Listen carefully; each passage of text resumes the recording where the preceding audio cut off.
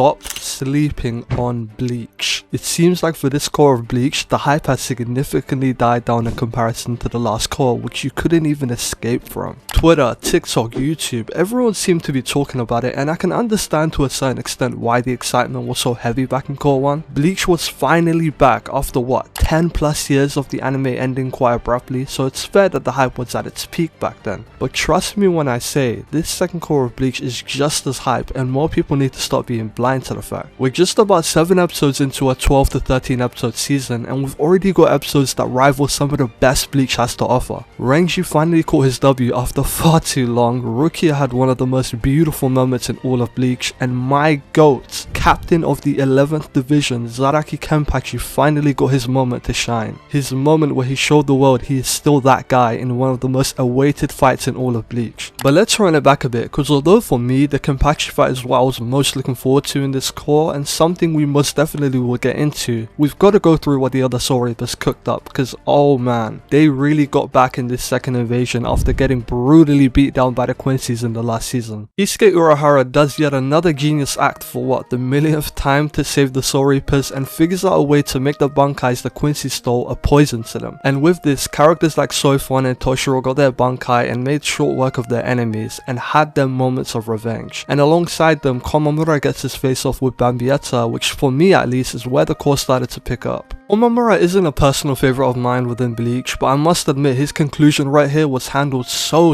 nicely. The whole thing of him attaining a ridiculous amount of strength in exchange for his own life was an interesting spin on what we're used to, but also very fitting as the man who he's indebted to also laid his life on the line. The person who he's seeking out revenge for, and although we didn't get to see the revenge he was ultimately aiming for, his fight with Bambietta was insane to say the least. Dangai Joe, his new ability, not only increases your strength with the exchange of your heart, but also grants you temporary immortality. Komamura became a literal monster with his ability, and although Quincy's was crazy strong in the last season, their Volstandig, I'm 100% pronouncing that wrong, is their holy form and brings them up to that next level in terms of power. But that ain't phased Komamura for shit. He completely bodied her right here, and the fight wasn't even remotely close. And even after he defeats her and is barely hanging on, he somehow manages to do the coldest walk to where Yuha is, basically saying job's not finished. But unfortunately, he then bears the consequences of the power he attained and just fell short before he could face Yuha and get his revenge for Old Man Yama, turning into a fox and unable to move. A very bitter end to his journey for revenge, but his lieutenant becomes the biggest W comrade and picks him up, promising that Yuha is gonna get his ass beat and Yamamoto's sacrifice wasn't for nothing. I think bro's name is Tetsuzaemon if I can remember correctly, and I don't really remember much about his character if I'm being honest, but that was a really good moment from him.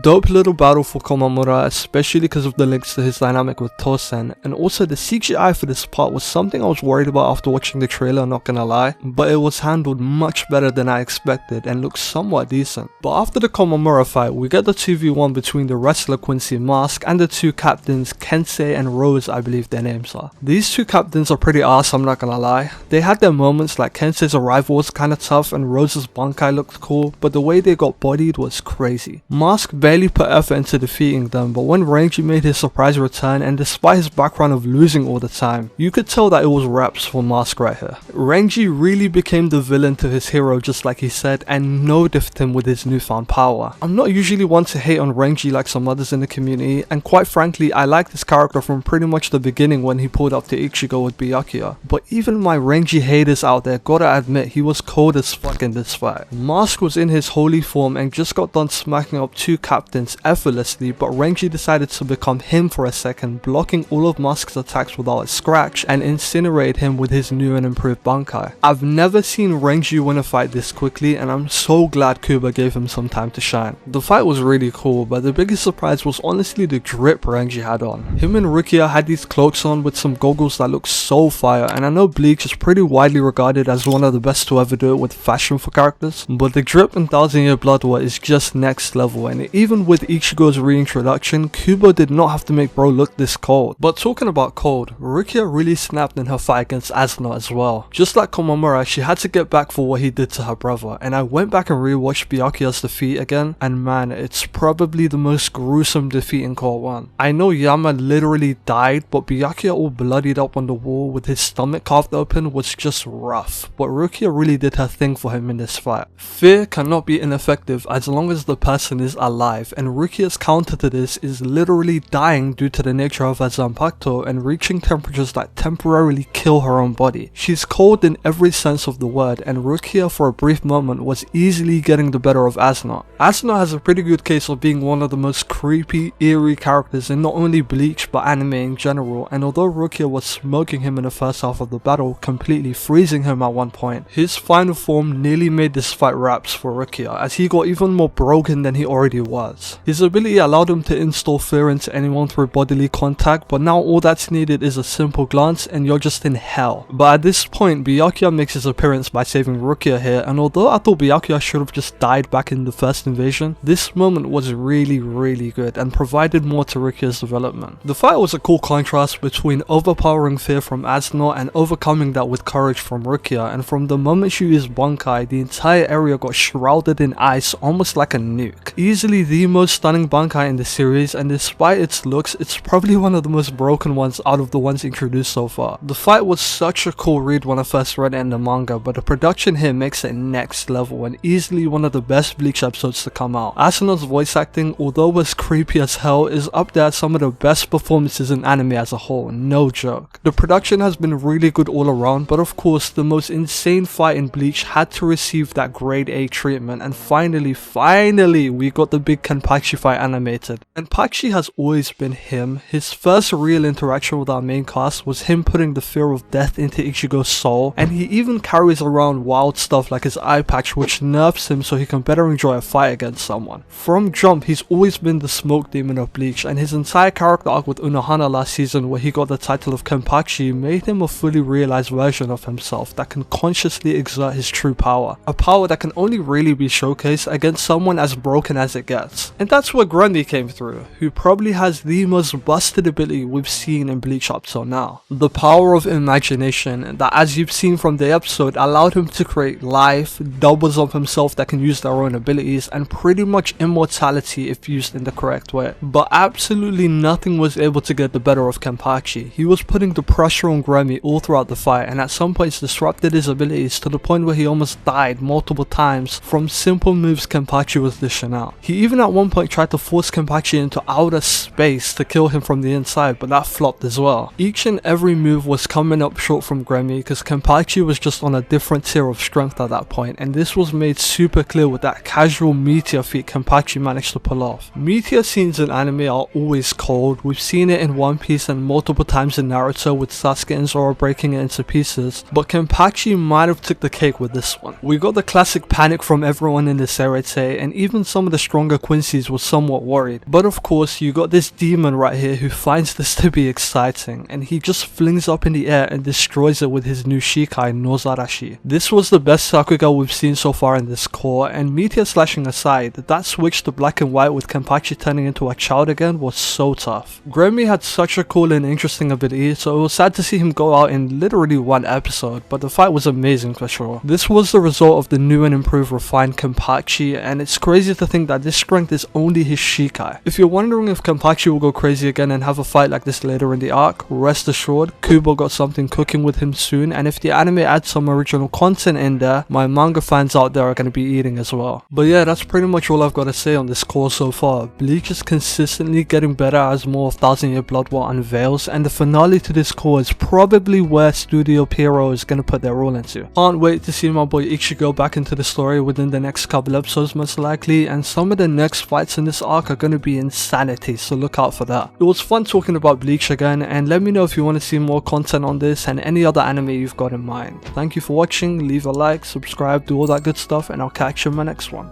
Peace.